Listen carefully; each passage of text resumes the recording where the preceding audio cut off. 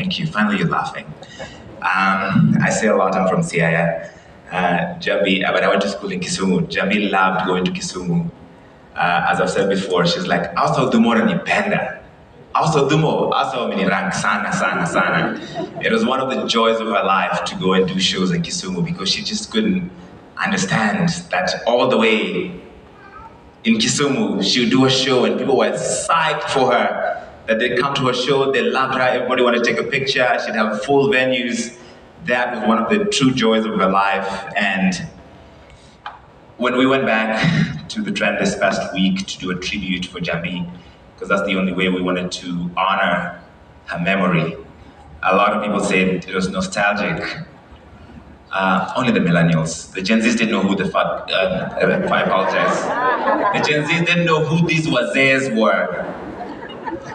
They were like, is this the guy for the leaking airport in the stadium?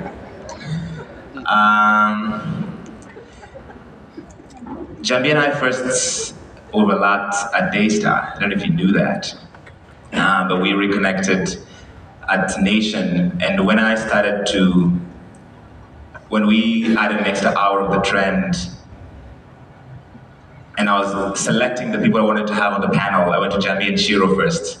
And my whole brief to them was like, listen, we're gonna do this thing, it's an experiment. Ikikata sawa tumejaribu, ikiweza sawa. And I was like, if you come on the show, I want you to be hilarious or shady. And Njambi was both. Sasa zingine I was like, Njambi tuko kwa TV, cheza chini, ni nini? Unachoma, tutafukuzwa hapa hivi. But she came and she came fully as herself. Every single Friday. There were times when she was in pain, when we'd sit in the little boardroom outside the NTV newsroom, and she'd had a difficult week, she was having a bad day. Then we'd go on the air, and for an hour she would bring joy to the country.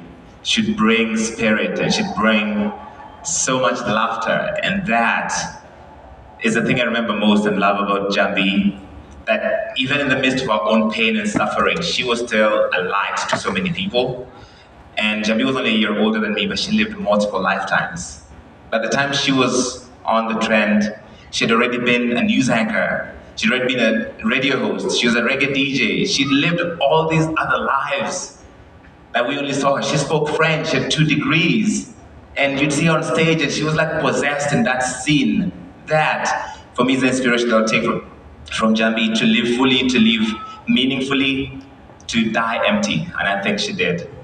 So I wanted to come and celebrate that and encourage us to live fully, explore all those different aspects of your life.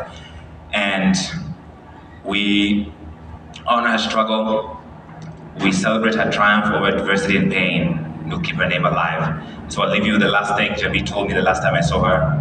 God, I bless. Thank you very much. As I said, 2 Larrys in the same room, and I think we're the only Luos that called Larry. But yeah, now that we're only 2, pia wewe unachoma. Choma kidogo hapo. It takes incredible courage and strength and passion. And so, I want to tell all the young people in this chapel right now, and those watching us from wherever, that you can learn a lot from the life of Njambi. And the most profound lesson is that do not hold back in the pursuit of your dream, no matter the odds. For a girl who fought medical challenges from the age of 13, it is incredible just how much she lived to surmount those challenges, to lead a full life, and become a creative of incredible repute, no mean repute, and leave a mark in the media industry, leave a mark in leadership. You can achieve your dream, no matter the odds. and most profoundly is the commitment to be just a Kenyan, a good human being. And that as a people, we are one, we belong to one another. And the dream, the vision of one Kenya, one people, one flag, one nation is a beautiful, beautiful vision. We are a beautiful cocktail, we are a beautiful rainbow nation of many communities, but under a single flag and one people. I pray for the soul of Njambi to rest in peace. And I pray for you, Mama and Barbara, and the rest of your family. I pray for you all. Let me conclude by saying that we have lost this incredible creative at a time when my ministry is just about to unveil a revolutionary program called Who's Next, which is intended to provide a platform and our Talanta Hela initiative to discover talents in our midst, in music, in film, in theater, and in many other creative spaces. And my mind is already exploring how we will use this platform to honor the memory of this incredible young Kenyan and her contribution to the creative industry in this country. May the good Lord keep her well, and may her memory live eternal amongst us. Good morning, everybody.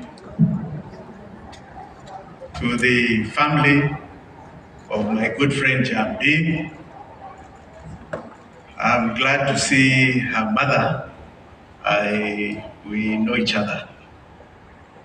Poleni sana to friends. And as much as we have come here to mourn Njambi, going at a young age, we are also here to celebrate her amazing life. Her amazing life.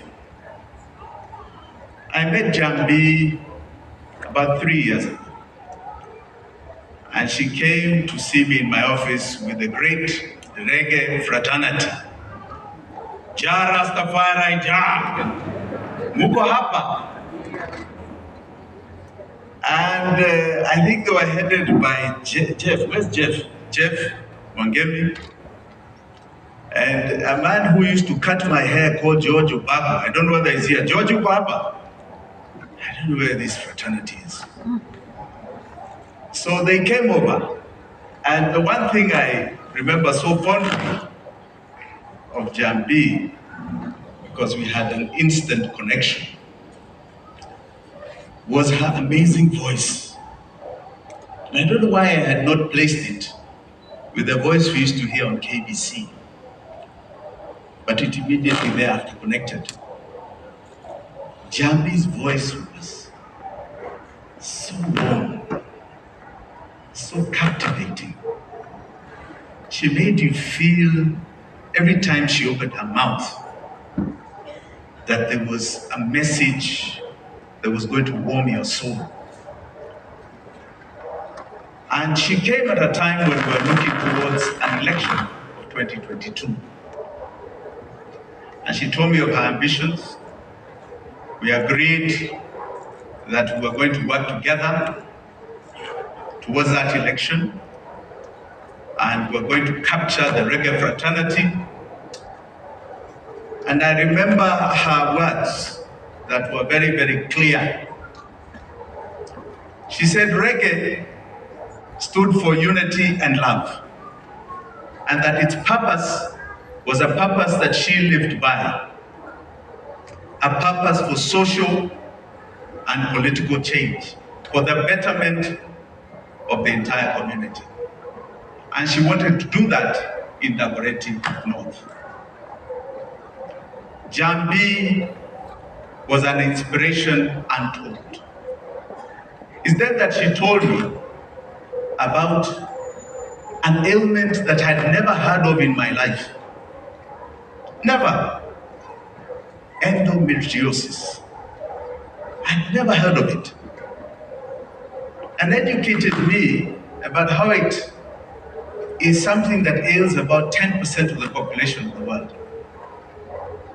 If you think of 800 billion people, 8 billion people, that is 800 million people, women, suffer from this excruciating ailment that has no cure.